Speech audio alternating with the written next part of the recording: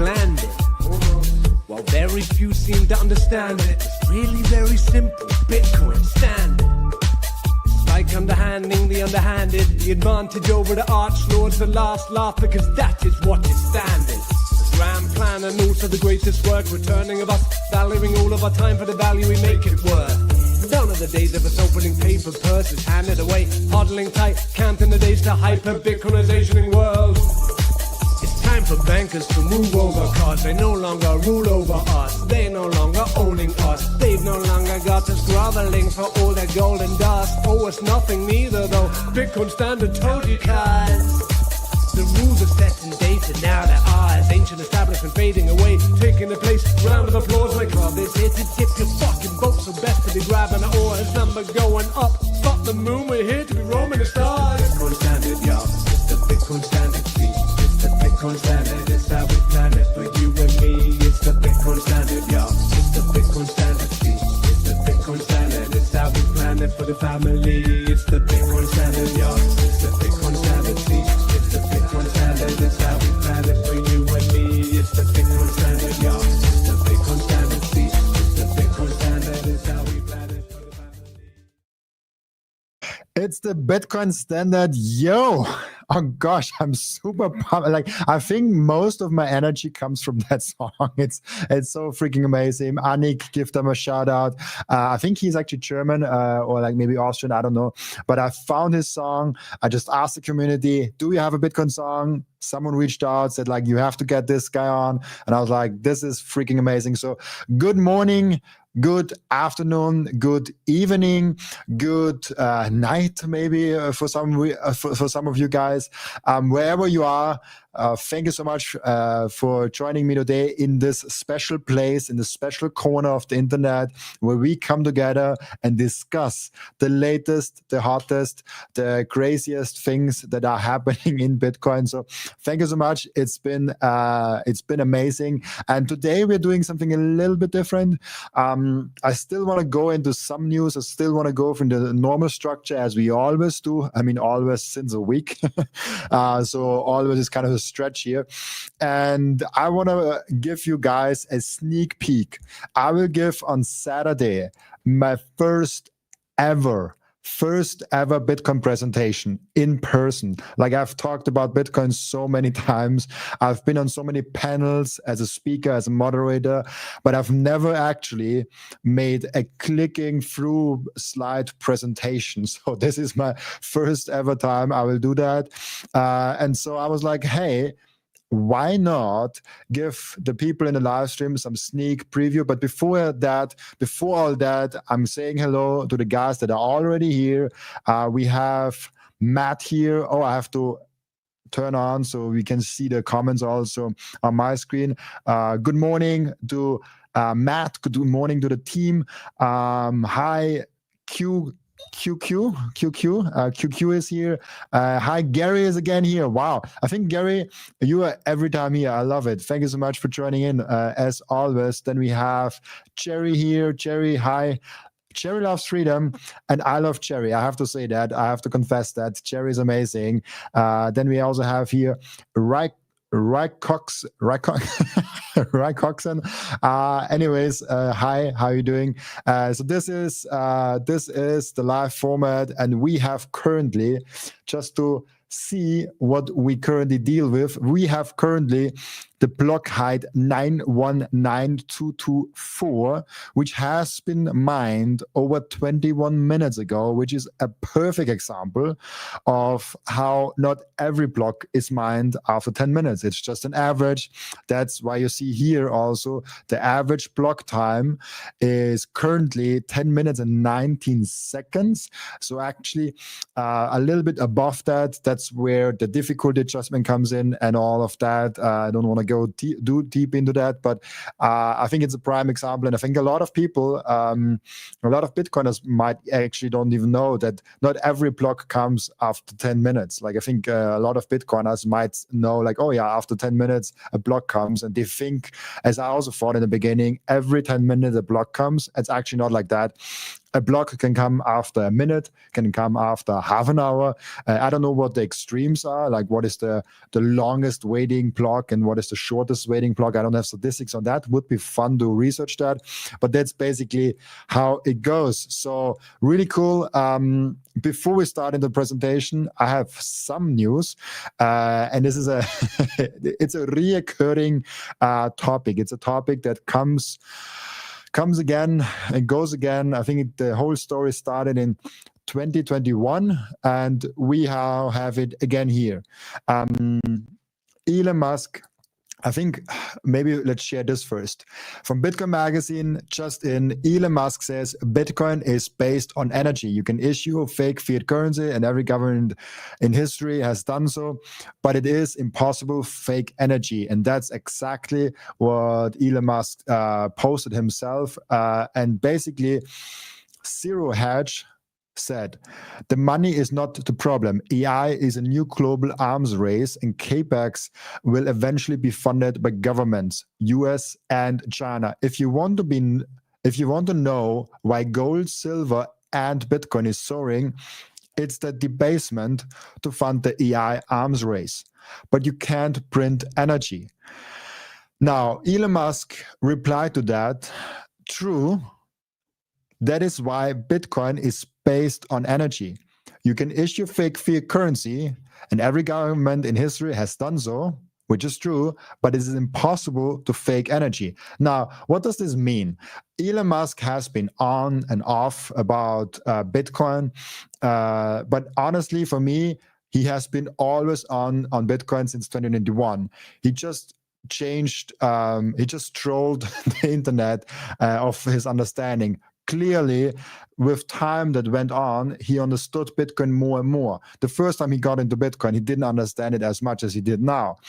Clearly, if you see that Bitcoin is energy-based currency, energy-based money, you have done a little bit more of the homework as when he was first saying, "Oh, Bitcoin is using too much energy." Like that's kind of contra to that. And this is kind of what I've been saying. Elon Musk is one of the guys that invested a lot of money in Bitcoin. He's still not a lot of money for him, but a lot of money in general. He still has about 10,000 Bitcoin on the Tesla balance sheet. He probably has a lot of Bitcoin himself. But then there's also a BS coming from him. And that's why I think people, especially in Bitcoin, are kind of slow to judge what his real motives here are, because at the same time that he said that Bitcoin is based on energy, the first reaction to that was from Dogecoin, so from Sir Doge of the coin. And he said Dogecoin is also based on energy, which I disagree with, because Dogecoin not really has any energy backing it. Of course, it's a proof of work concept. It's not proof of stake, but just having a proof of work, if I just start up a new Robin coin and have a proof of work concept and there's like a few computers running with that, that doesn't mean it's based on energy. like you have to earn that right to actually claim that, in my opinion. You have to prove that. You have to prove the decentralization of it. You have to prove the backing of energy, and you have to prove the security of it. And then he said like 100%. No. So it's an on and off with Elon. He's a troll. Don't take everything serious what he says. I think he has a responsibility as someone that, like, a lot of people look up to him. I think as someone that is kind of basing, like, he is one of the richest guys. I think currently even the richest guy on planet Earth. So he has some responsibilities, and I think he should live up to those responsibilities. But needless to say, huge what's going on with there. I just think Elon Musk saying that Bitcoin is a currency based on energy, that alone, if that's just that's the only thing you see and the richest guy on earth says that, that's a huge bullish sign. Now, I have one more thing that I want to also show you guys. That I almost forgot about it. Here, Cynthia Loomis also reacted to that. Cynthia Loomis said, add this to the reasons why a strategic Bitcoin reserve is the wisest thing we can do to shore up US dollar. It secures our debt with a hard asset, plus we can audit to prove reserves at any time. Given its scarcity, we can also use it in 20 plus years to retire a meaningful percentage of US debt. This is a story that the strategic reserve Bitcoin bill, it's called a different name, but the bill that we're talking about for the strategic Bitcoin reserve is kind of talking about. And so when we look at what Cynthia Lummis is saying and saying, hey, we do want to have the upside of Bitcoin. We do want exposure to Bitcoin because this is the only thing nobody can make more of. And if we want to stay a sovereign nation, or if you want to stay a sovereign individual, you have to get on a Bitcoin standard. So if you want to be a sovereign individual, you have to get yourself on a Bitcoin standard. At the same time, if a sovereign nation, for example, the USA, wants to stay sovereign long term, they have to be on a Bitcoin standard. They have to be securing a percentage of their allocation to Bitcoin, the same way as we just saw, I think, last week, Luxembourg do it. I think Kazakhstan, there's like many other smaller countries that we now see, they are getting into the Bitcoin game. And this is just a normal, how should I say, a normal development of that very exact thing. So retiring, and let's see if there are some comments here, just quickly checking in. Retiring debt would make no difference. They would just go back into debt again. That's a very good argument. And I think they don't have any incentives to actually say, hey, we're gonna reduce the debt. There's no incentives for them to do that. But for them to introduce the bill saying with the argument of retiring debt in 20 plus years, it's a genius, because you cannot be against that. You cannot be against retiring debt in 20 years.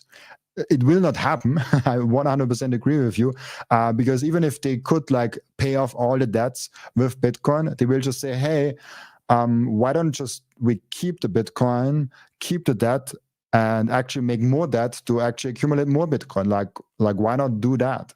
Like, why should we pay off the debt? So I don't think they will ever pay off the debt. But in order to introduce the Bitcoin bill, in order to actually do this, this is an amazing argument that even if you hate Bitcoin, you cannot really argue against that. If you acquire Bitcoin in a budget neutral way and have the chance of actually retiring some debt in 10, 15, 20 years, that's an amazing argument that you cannot really argue with at that time. It's officially called the Bitcoin Act of 2025. Amazing. Thanks so much for that. Like, I wasn't aware of the name actually. Yes, I'm doing live shows now since about 10 days of doing live shows now. Monday, Wednesday, Friday, and Sunday. I might not do it this Friday because, as I said, I'm doing a conference this week, and I might just be in a plane or something like that at that time. So I have to see how the time zones goes and everything like that. But I might just be not available. But I will do my best that I will be available. Now, who is the most bullish guy on Bitcoin? I don't know. There's probably some competition out there, but there are some really bullish people on Bitcoin out there. And I guess Samson Mow is one of the contenders when it comes to like who is the most bullish one. And so I want to start off today with this short tweet, short video of Samson Mow talking about Bitcoin today. There's a lot of inefficiencies with fiat. There's a lot of inefficiencies with fiat currencies, and we're going to see a lot more drop away. Yeah. And you had in the past, reboots of currencies, and I don't think that's possible today. Like if your currency is inflating, you can't make a new one. With Bitcoin and stable coins, you just cannot sell it. Right? The alternative exists now. So I think you're going to see fewer and fewer fiat currencies, and eventually, to be determined, it either coexists or it doesn't coexist. There's I have no doubt in my mind that at some point fiat cannot coexist. It's just, it cannot coexist long term. If Bitcoin has the best store of value, best medium of exchange, and best unit of account, why do we need government tokens? Like, if we don't live in a regime where they have all the control over us and there's no democracy in there whatsoever, outside of that small bit, they have no way of stopping Bitcoin taking over everything. And so I think it's kind of an interesting way to say, like, long term it will play out like that. And I will show you my presentation in a moment, and I will refer back to that, because I think it's a very important point that we often overestimate how quick these things go, but we always underestimate the impact that Bitcoin actually will have. And so what Samson Mao is here saying is that slowly, with an alternative being around, because before Bitcoin, we didn't have a global digital alternative to fiat money. Gold was just not good enough for a connected world. But now we have an exit. We have an exit valve, and whenever you have an exit valve, whenever you have an alternative to a system, it forces this old system to be better, and actually it forces slowly, if the old system cannot be better, and we know it from Lynn Alden, the fiat system is like nothing stops this train, it will just keep going, and there's no way of like returning that thing. Like there's no president of the United States can be there, or a central banker, like whoever follows Jerome Powell, they will print more money, red or blue, like it doesn't matter, they just print more money. And so when you have that situation of them just going in there, you just have to come to the conclusion there's an alternative.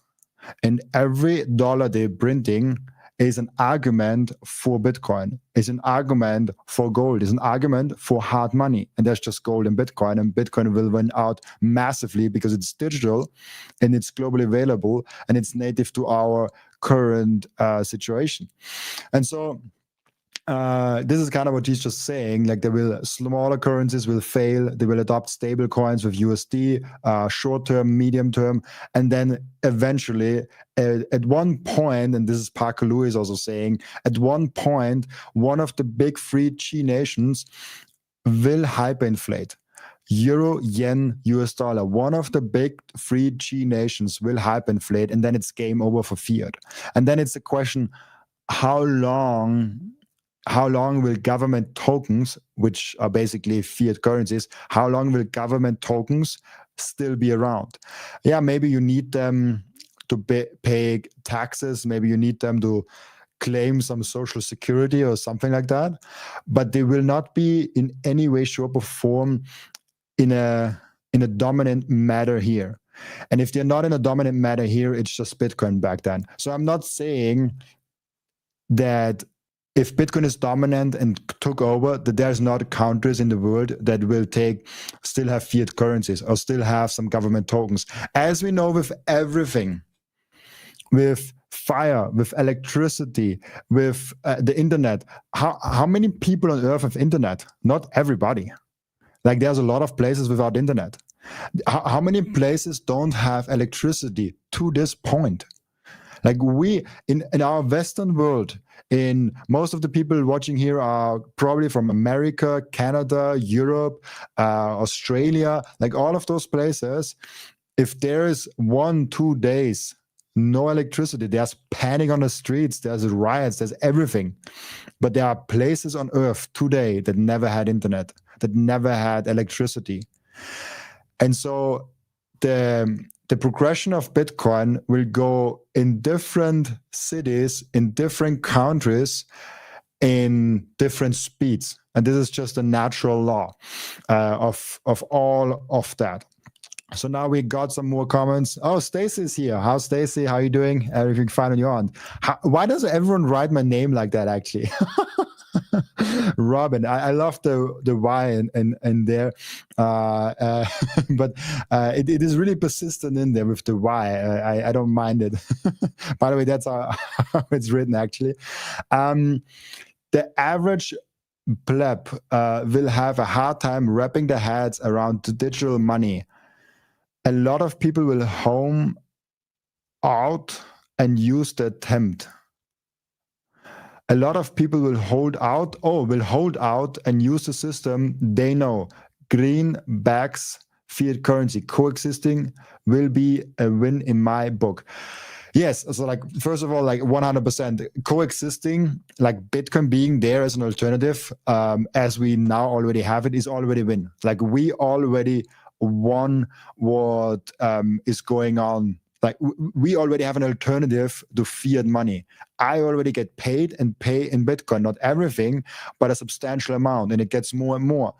And so we already won. We already have an alternative, and you can already opt out. You can take your own keys, you can run your own node, and you can be a sovereign individual today. You can have a remote job, you can have a Bitcoin wallet, and you can go wherever you want. And with money, you can also buy yourself passports. And so you can have 2, 3, 4, 5 passports, and you can live the dream of the sovereign individual already today. So 100%, it is a win. We already won. It's over. And this is a big thing that people don't get. Like, we already won. So 100%. But don't underestimate the massive force that Bitcoin will bring. And I will come back to that in my presentation. The impact of Bitcoin will be so tremendous on the world that people don't have the choice. They're slowly getting already used to digital money, because if we are honest, most money is already digital. Of course, we have the cash with the coins, but if you see any chart of like how back the charts and the coins, the notes and the coins are going, it's just downwards from here. And at some point, cash and coins, I know it's freedom to have that cash in hand instead of digital. But this is an uphill battle. If we fight for digital, for paper money to stay, it's an uphill battle. At some point, everyone will have their like Apple Pay things, like ding, and have like they will just have that system.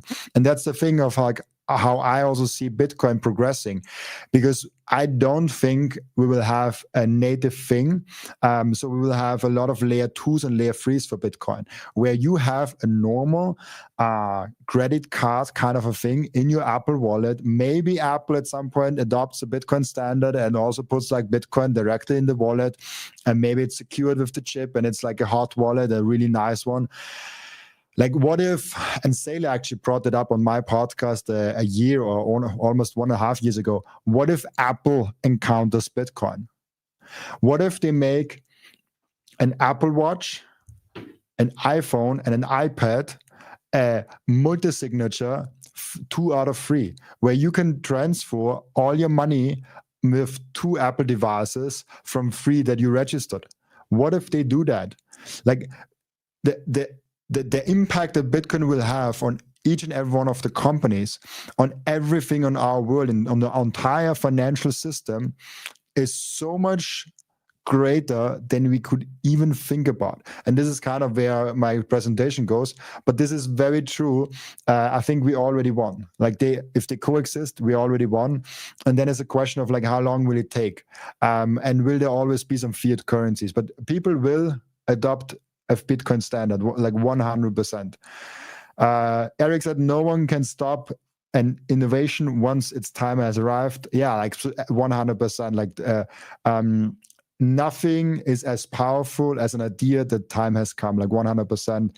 I think the US dollar will be the silver to the Bitcoin standard. That might be actually an interesting comparison. I mean, I feel like silver to gold is better than the US dollar to Bitcoin. But it's an interesting comparison. I've never thought about that, so I cannot really say a lot about that, but it's a thought-provoking thing. Like I will look closer into that because it looks really interesting. Smash the like button. Yes, I do agree. John Guru. We can continue when more. 100%. Feds are going to print more money. That like 100%. This is what will happen. Like they will print more money. As Lynn Alden and every Bitcoiner says, nothing stops this train, and this is the silver lining. This is the major thing. This is a silver lining of that. We know debasement will happen. Like all governments, all central banks would always debase their own currency. But we have Bitcoin, and that's a good thing. And so now, coming to one more tweet before we finally start the presentation. It's about time, I would say. We have from actually German one. I translated that in English from Block Trainer. Great guy, Roman. According to data from the asset manager Bitwise Invest, publicly listed companies collectively bought 176,000 Bitcoin in the third quarter. The number of public companies holding Bitcoin on their balance sheets rose by almost 40% in Q3. This is tremendous. So if we see the global trend, if you think about from first principles, when you go into Bitcoin and you think about the game theory, who will buy Bitcoin first? The cypherpunks. Like that's an obvious starter.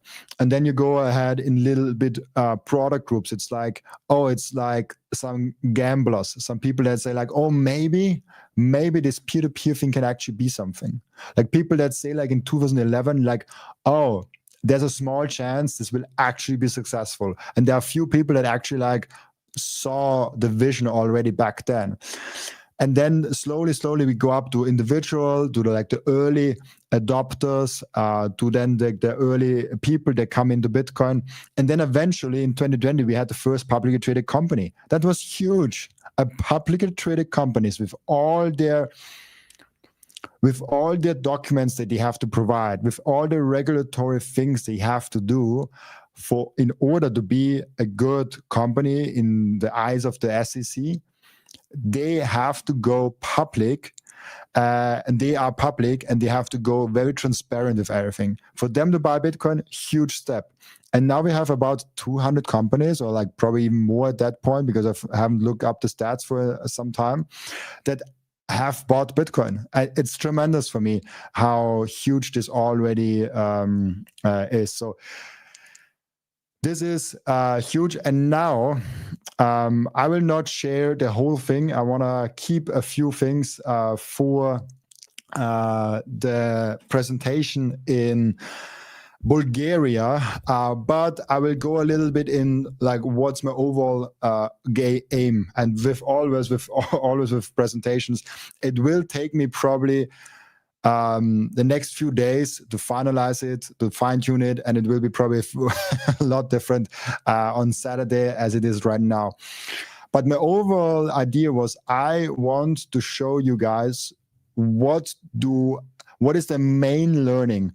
If I get asked a question of like, what have I learned from the past 630 episodes on my podcast? What is the one thing that I really learned from interviewing so many people on my podcast as a show here?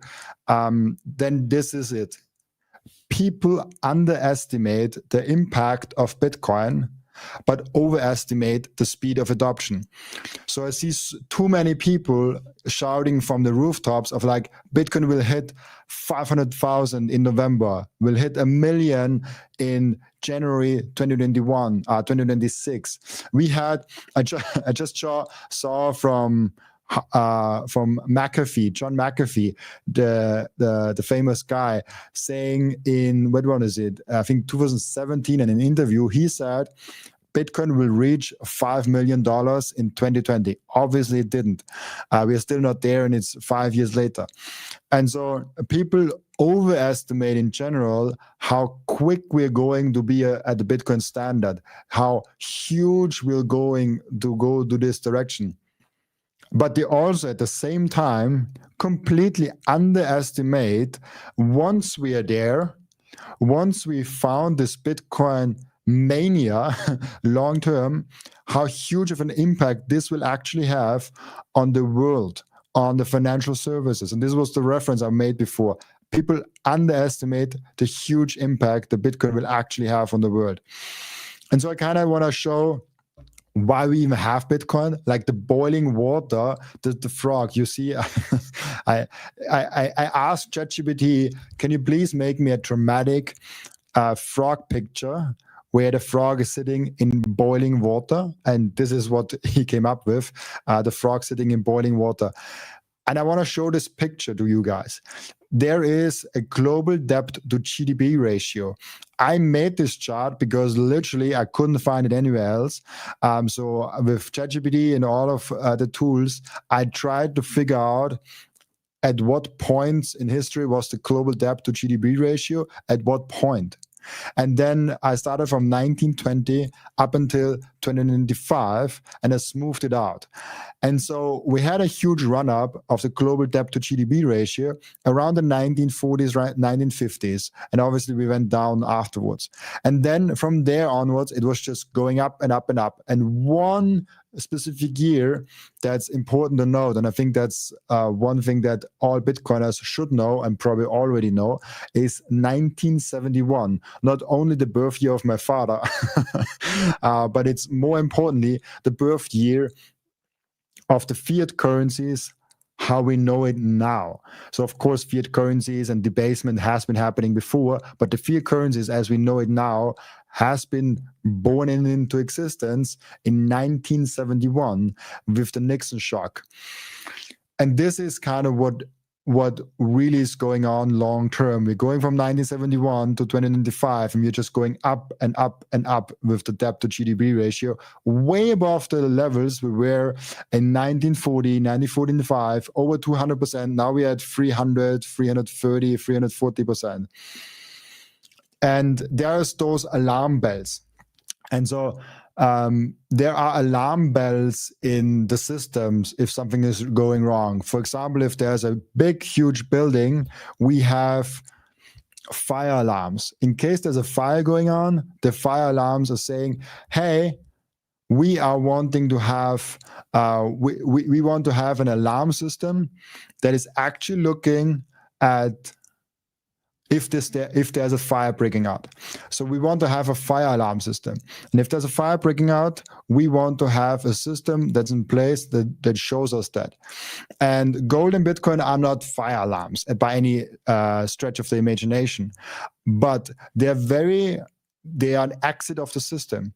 And so if a lot of people flee to the exit, if a lot of people actually go towards the alternative system, if hard money is the alternative to soft money, this is kind of a warning sign that actually our current system is going bust way quicker than we even thought. And now I had to submit this presentation earlier, so this chart is old because gold was still under 4,000. It was 3,939. I saw gold hitting 4,200 already. I'm not sure exactly where this is right now, but it's a lot higher than at this chart. And this is kind of interesting where how huge of an alarm system you kind of have to see. And then there's also not only that the assets are going up, but even TradFi is talking about it. And I maybe I can quickly go show this to you guys. If you go to Google Trends and you type in, and I want to show this to you in real time right now, we can go to Google Trends and ask the debasement trade and search for that. And of course, we should go out of Austria. We should go worldwide. We should go the past 5 years at least.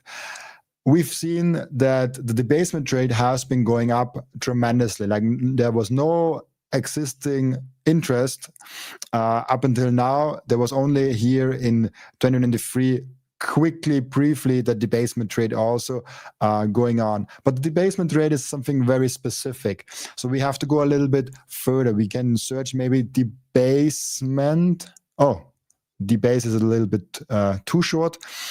Debasement, and search that search term. And what we see now here is that we are hugely up also here. Like we have more data here. And this is trending. And it is trending because people are now asking those questions. And when we ask that question of where debasement is really going on, where debasement is, like, for example, all the stockbrokers, all the hedge funds of JP Morgan, those are the people that actually invented now the term the debasement trade. Bitcoiners has been saying that forever. We have been saying for 16 years now on Sound Money Advocates, Goldbugs, since so much longer has we have been saying like the debasement is going on. It is a problem. That's why we need sound money. We need a sound money standard again. And now, finally, they have been kind of saying the same thing. But if they're saying that, they are seeing the problem themselves. So Larry Fink, all the people in TradFi are really seeing like, oh, there's something huge going on. And this is crazy for me that this has never been and it's actually a good point of Valerus. Been on the debasement trade since 2021. Shit, I was early. Yes, you were extremely early, 2021. And it's kind of interesting to think about that. If you think about how huge of a debasement we've seen in 2020 and 2021. And here, we have to go back a little bit more. Let's go 2004 to present time. And we don't see any debasement talks in here in 2020. It was not even a topic. Like it was a topic here 2017. We've had a topic here in 2015. We had a topic here 2012. There was something going on with silver, and now we're shooting up again. But like we had such a huge debasement going on in 2020, but nobody was ever going to like Google anything or anything like that. Like it is crazy to me. And Google was in 2020 a bigger thing than it was now, because now people are also using AIs. But I guess Google also is using here the search terms of all the AI things. And so this is really interesting to see how huge of a deal now debasement is. And this is because of Bitcoiners. And I'm telling you guys, the Goldbugs have been talking about that for so long. And now Bitcoin is here, and our huge marketing department, no marketing department, obviously, but like your huge marketing power has been pushing the debasement inflation thing onto the real world, onto the mainstream. It's huge. And yeah, I wanna make that clear. We need to respect gold. Like gold is the original sound money. Like this is something like we shouldn't gloss over and say, like talk small on gold. Gold is huge, had a huge history. And I think in every explanation of Bitcoin, there should be paid respect to gold because it's the original sound money. And a lot of the groundwork that Bitcoiner has been working on is on basis of gold. And if you hear Bitcoiners are talking, for example, Cypher doing with his Bitcoin standard was the first Bitcoin book I read. A lot of that is based also on what gold people are saying. And there are great people in gold that are now into Bitcoin, like Larry Lepar, like amazing guy. Like I was with him in Bitcoin Prague. So hugely important. And I also feel like it is important for Bitcoiners to understand gold. Like I came to understanding gold because of Bitcoin. So I never understood the value of gold, but then I was like, oh, there's this fancy thing, it's going up. I have no clue what it is, but let's buy it.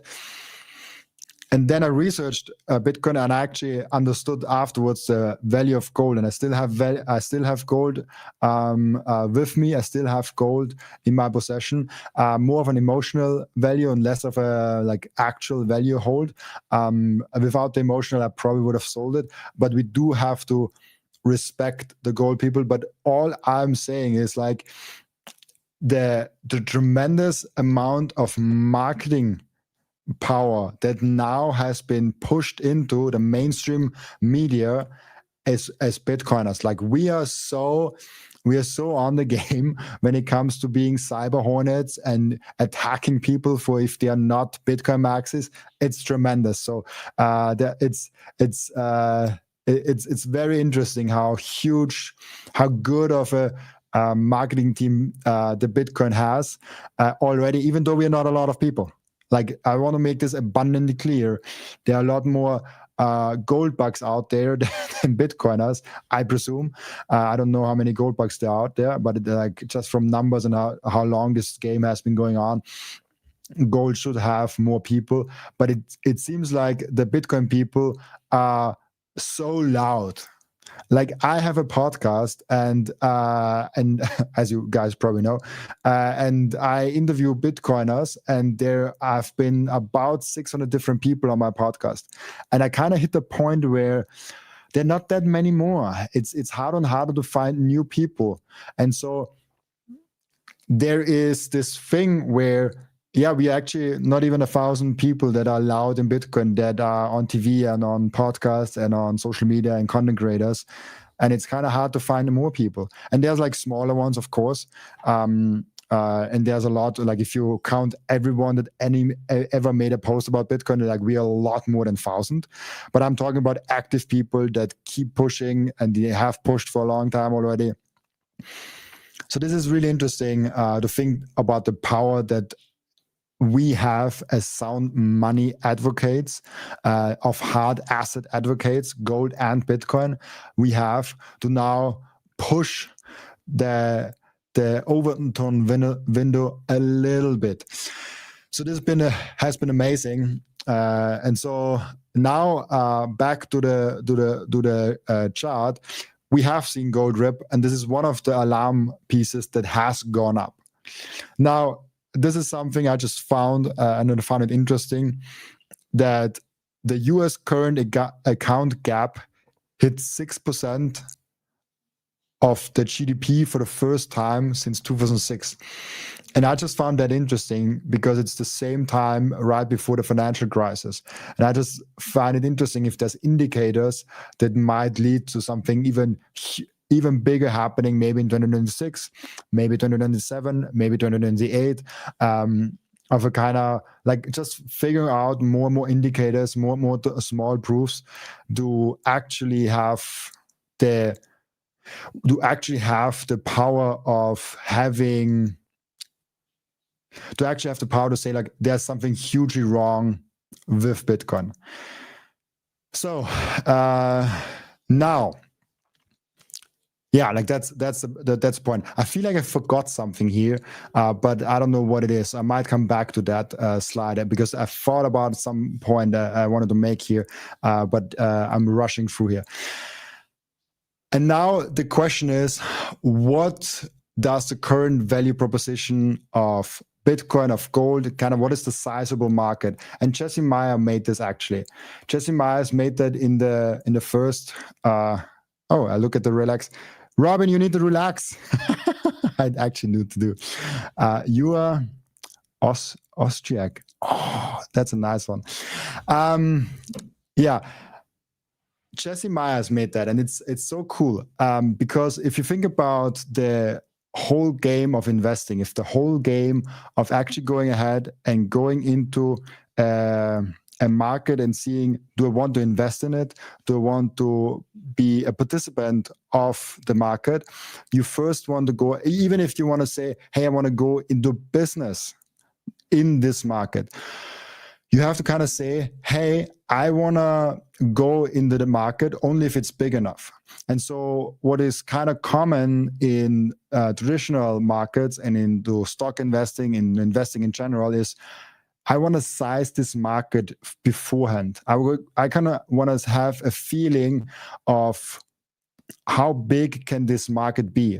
And Jesse Myers did that, and I think nobody else did it before him. And till now, like most of the guys that did it, kind of, I feel like just wrote the same numbers, kind of a little bit different than Jesse did. And he said, okay, what are all the assets in the world? What are all the currencies in the world? What is everything in the world? And so he made that. He made that chart. Oh, thank you so much, man. You're doing great.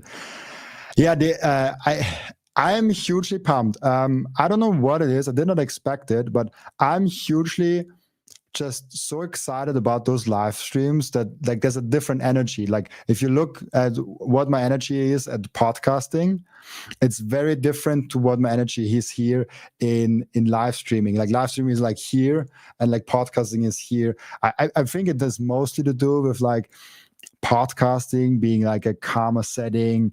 Like you could potentially have like a cut later on. I also have deleted actually podcasts before, so like I have gone in there and deleted them.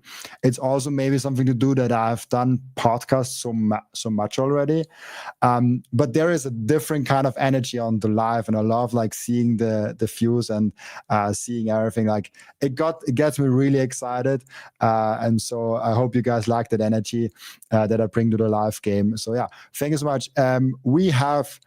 We have now, oh yeah, Robin, bringing the energy. It's great.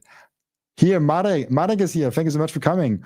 We can do an interview anytime. Let's talk about it in Amsterdam. I hope I see you in Amsterdam. I will definitely be there. I haven't seen you for, I think since Prague, I guess. Yeah, really, really cool. So now we come here with this small detour. We have seen how to size the market, and Jesse Myers sized the market in 2023 and in 2025. And we've kind of seen, okay, Bitcoin is small, gold is a little bigger, art is a little bit bigger, than heavy equities with over $100 trillion in there, real estate and bonds, each with over 300 trillion, and then money with kind of the same value than equities have. And then we come to the conclusion, oh, the last 2 years, what has actually been happening? The last 2 years, everything has gone up.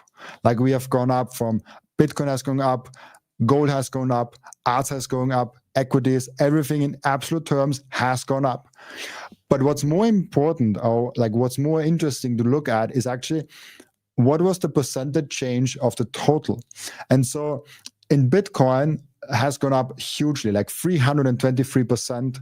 Compared to the total overall change. And then gold has gone up 63% compared relatively in where in this chart it has been moving. So gold also has gone up and has got a bigger market cap in there. And then arts and collectors is the only thing that stayed the same. Equities and real estate gone up a little bit. Bonds were the biggest loser. And that's where I was kind of confused. Like in the first, when I thought like, okay, who will lose of a Bitcoin adoption? And I thought like, oh yeah, gold. Like if gold is the old sound money, like Bitcoin will take from the gold market cap. Like this is like, it was a very logical thing for me to do. But what I didn't anticipate is if there's debasement going on and there's something wrong with the market, it overall increases the market for hard assets. And so this has been happening. Hard assets has gone up in relative terms of the overall market. And then the soft assets, so the fiat assets, has been shrinking on a relative basis. So we have seen money and bonds going down 4% and 6%. And yeah, this is just a small nugget in there that I wanted to throw in there. I wanted to see because we had in the first live stream, I think we talked about Christine Lagarde and how how it is that she has in her bio of the bio of Twitter from the ECB has saying like, we want to protect the purchasing power. And this has been kind of the bio of the ECB. And so if you see any market of like real estate, equities, gold, they have all gone up compared to the US dollar, compared to the currency, to the money. And just in Austria, because it's a European conference, so I was like, I will make a European comparison. House prices have gone up hugely in the last 35 years, like hugely going up. And so what does this tell us all? Even though real estate hasn't gone up really in relative terms, it has gone down hugely in gold terms, and it has gone down hugely in Bitcoin terms. It still has gone up in US dollar terms. And then if you look at something like real estate to gold, which I absolutely love. We don't have that much Bitcoin history, so I think the best way to actually measure how much gold has been increasing or decreasing is gold. And if you look back in the same period of time, like 1990, and here also I think it starts at a little bit before 2000, so right about the same time frame, real estate has gone down. And this is something that we don't talk about. If you hear your uncle, your cousins, your mom, dad, your like whoever is in your family talking about that, oh yeah, like you should get into real estate because like prices just keep going up. Like you only win with real estate. You only win if you buy real estate. If you buy your own home, if you buy apartments and you rent it out and all of that. But nobody tells you that even measured in gold and not Nvidia or Tesla or Bitcoin or any of those, measured in gold, a huge asset to begin with, even in that terms, real estate is going down and it's crashing down. If we have the same chart, and I think I put it here, yeah, if we have the same chart in Bitcoin terms from 2011 to 2025, it's just been flash crashing. And it's so funny when if someone tells me, it's like, oh, here, real estate has gone up so much. Like, oh, you can only win in real estate. I'm like, oh yeah, like in my money, like I determine my money in Bitcoin. In my money, real estate has been crashing all the time, has been crashing from 2011 towards 2025. Actually, from 2009, 10, I think 10, I got the first time a price tag, from 2010 to 2025, all the way down. And we have seen, I think the first price was like 400,000 Bitcoin for a median house in the USA. I think this is an example is from, and then it's just gone down to like 500, 300, 400 in 2014. Then 2017 we had like 30 Bitcoin. Then we have gone down in 2020 era around like, what is it? I think 15, 18 Bitcoin. And now we're actually under 5. We are like 4 or 3 Bitcoin, which is tremendous. Like we're just crashing down. And so if you look at housing prices in US dollar, in fiat currencies, like everything goes up. Like you can just pick a house and it just goes up. If you do it in gold, you're like, okay, it's not going up that much. It's actually going down. It's actually going down tremendously. So it's not that good. But then it's like, in Bitcoin terms, it's just crashing down. And so the main thing is thousands of charts say the same thing. Fiat is doomed. Not a single one says otherwise. So it's like I can pull up probably another 1,000 or 2,000 charts that says like we have so many bad indicators that fiat is just like really bad. Like I think nobody really argues that anymore. Even the TradFi people, even the bankers now say it's a debasement trade. Like nobody argues that.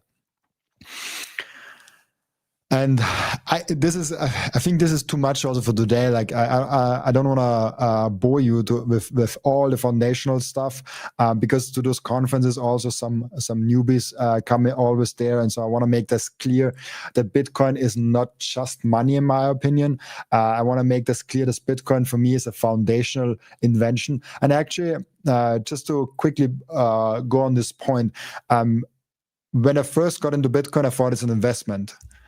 Then I slowly converted of like, oh, it's actually savings. And then I was slowly converting, oh, it's actually money. And now I'm thinking more that Bitcoin is actually a complete paradigm shift of kind of a foundational invention that is as big as the internet, as big as electricity, as big of that. And so the whole thing I'm doing here is kind of just like, just trying to give the people an understanding of where I think Bitcoin is going over time.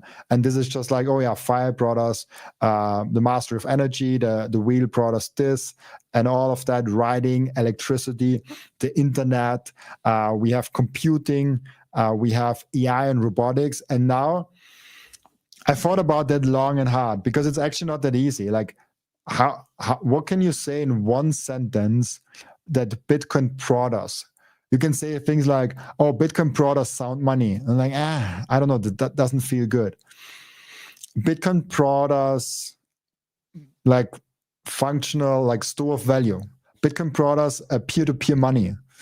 Bitcoin brought us like a cash system. Like I wasn't stoked about any of those things. Then I was like, okay, Bitcoin eliminates the need for a third party. Bitcoin eliminates the need that we actually have to trust the other one. We can just do something. And so what if we say Bitcoin brought us trust without intermediaries? We have now a way of storing wealth and transferring wealth without trusting anyone. We can send money and we know the money is there. I can verify. If I think this is a great example. I have three freelancers. Like, okay, two of them are paying fiat, one of them are paying Bitcoin. One of them I pay, and they're both Latin America. I send them money. In the fiat world, I'm always like, will it go there? Will it, like, it's always like I send it, I got a notification, did I enter everything? Because there, you have to give so many informations there. You have to put so many different things in there. And then with Bitcoin, I put the address in there, just send it, and then I can verify the address that you gave me, there the money is. If you gave me the wrong address, it's on you.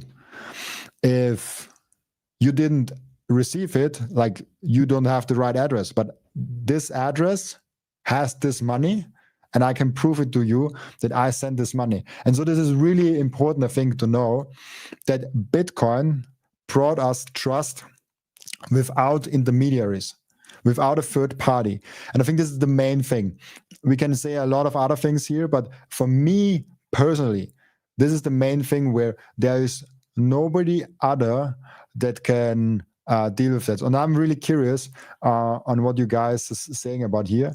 And because I think you brought up some interesting points here. Yeah, Bitcoin is hope for the world. It is true, but maybe not good at that point. It will be all based off Bitcoin. Very, very true. There's some arguing between Gio and Johnny. It's too hard for me to read. Bitcoin is money. Everything else is credit. This is actually a good one also. But for me, it's like it even goes beyond money. Like, if you think about what you can do with Bitcoin, you can verify the digital transaction, and you can completely remove the trust in that. And so I don't know if I keep that, but for me, I thought about that long and hard, about in one sentence, what did Bitcoin bring us? And for me, this is the sentence, because you cannot do it with anything else. And then we had that thing, and I'm going moon boy here, but I had that thing of like, okay, we have the whole sizable market. Like we have Bitcoin now 2 trillion, with gold, with arts, collectibles, equities, real estate, bonds, money, everything. And both people and both assets, Bitcoin and gold, will, I think, in the short term and medium term, massively benefit from this debasement. But long term, I think Bitcoin is the only one that will actually benefit. And I have that theme of the presentation. People underestimate the impact of Bitcoin and overestimate the speed of adoption. So the next slide, and I'm gonna show you guys, this will take a very long time. This is not something I expect anytime soon. Not anytime soon, because Bitcoin is so much more. And so I feel like that this whole chart will have Bitcoin and then everything else. How big the Bitcoin is and how big the other thing is, kind of hard to say. We can say with the most conservative, hey, Bitcoin is 20% and everything else is other. I think it's probably a little bit more, maybe 50%, maybe 80%, maybe 99%. It depends on like where's your time frame and where's actually your long-term vision for Bitcoin. And so with all of that, I want to bring home the point of people underestimate the impact of Bitcoin, but they actually overestimate the speed of adoption. This is super, super important for people to understand. I've done so many interviews on that, and people consistently underestimate the impact of Bitcoin, that Bitcoin will have long-term on the world. This is hugely important for me personally, and hopefully also for you guys. And now, I want to answer some questions that I usually get from people that are new to Bitcoin. Is Bitcoin going to 1 million? Yes, it's going to 1 million. It's going to 10 million. It's probably going to 100 million, because fiat currencies don't really matter.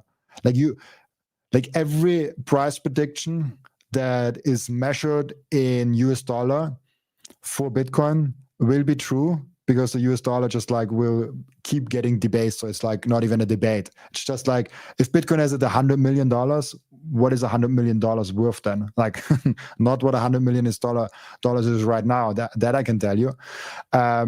And so with Bitcoin, we didn't find a scheme to make money. It's not like, oh, I've hacked Bitcoin and now like I can make money.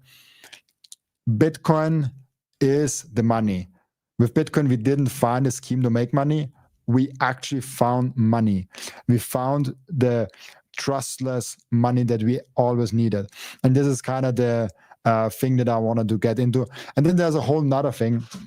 Man, I don't know if I can do this presentation in 30 minutes. I think I only have 30 minutes.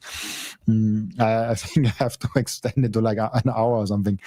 I think in almost every live stream or in many of the podcasts I talk about this, there's these 3 pillars of Bitcoin, and I'll make it a little bit quicker now. We have wealth, we have freedom, and we have culture.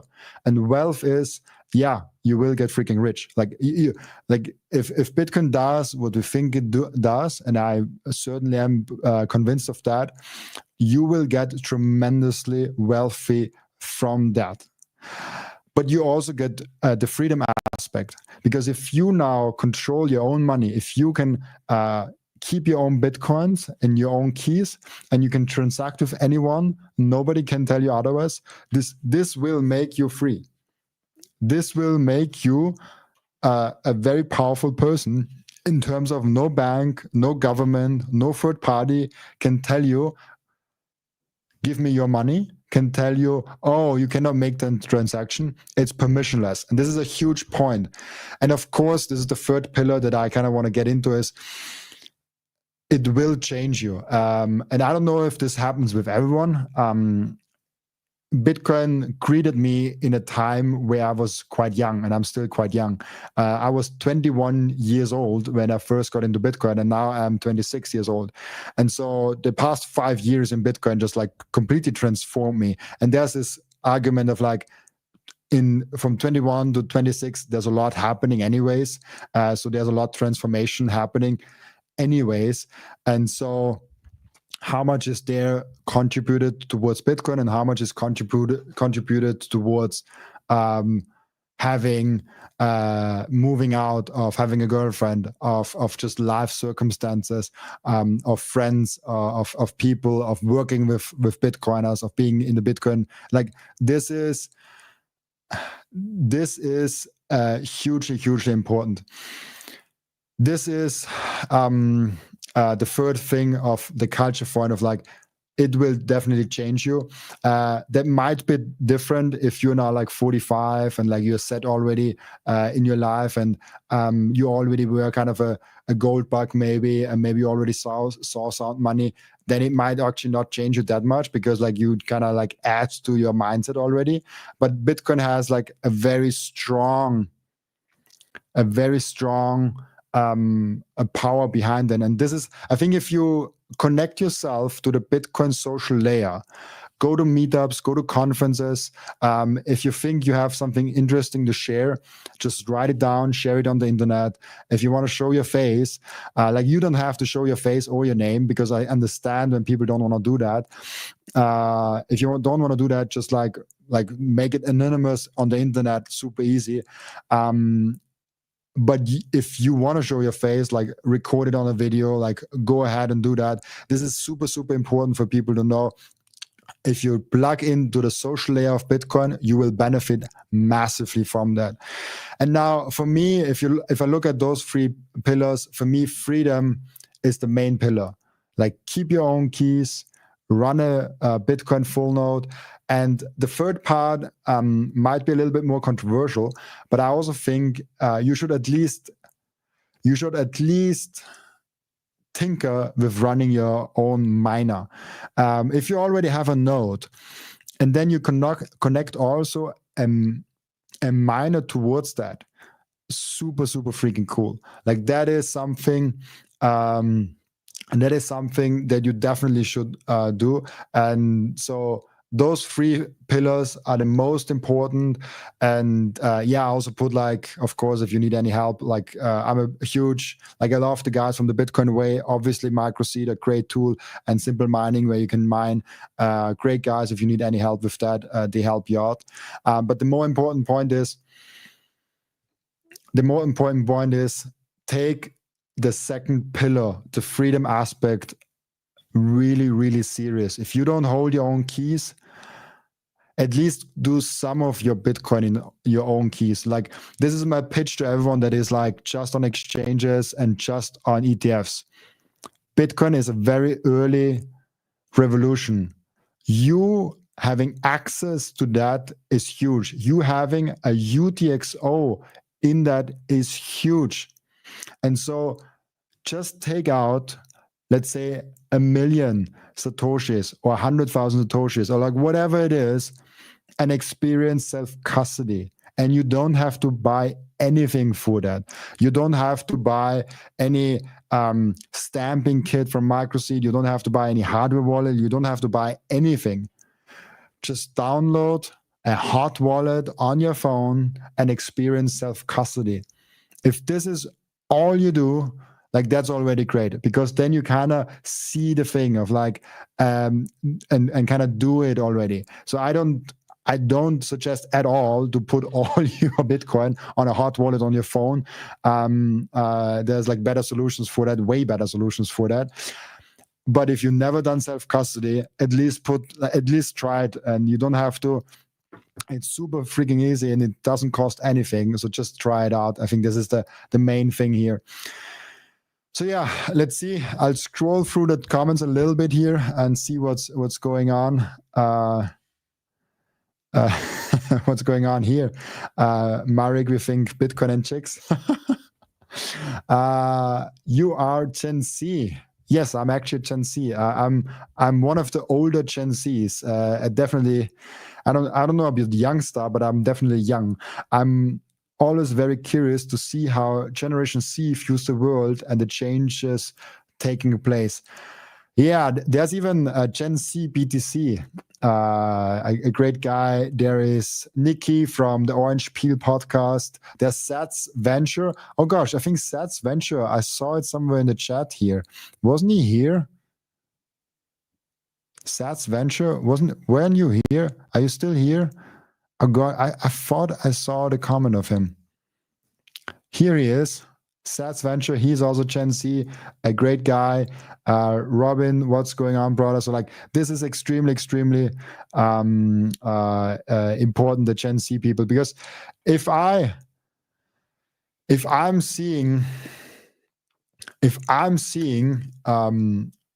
my statistics on YouTube, I see that most of my audience is around like 35 to 50 years old. Like that's the most, like where the most people actually are. And so Gen Z isn't there. It's millennials and above that.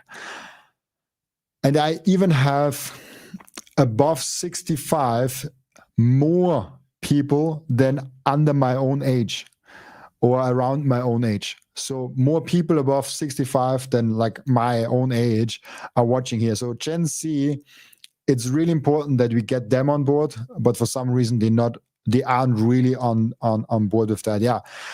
So with that being said, I really hope I can somehow make it possible to have a live stream on Friday, same time, 8:15 p.m. Central European time. I think that's 2:15 p.m. Eastern time. I could be wrong on that, but I think 2:15 p.m. Let me quickly check that. 8:15 p.m. CT to Eastern time.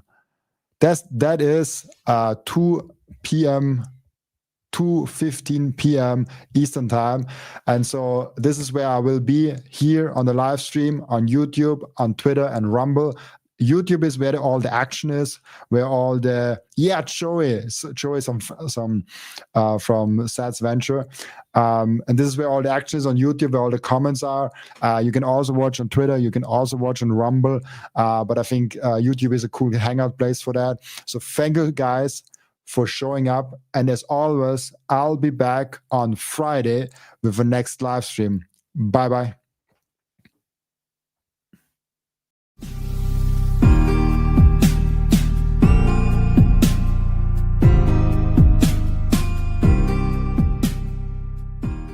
This content is for educational and entertainment purposes only and does not constitute financial advice.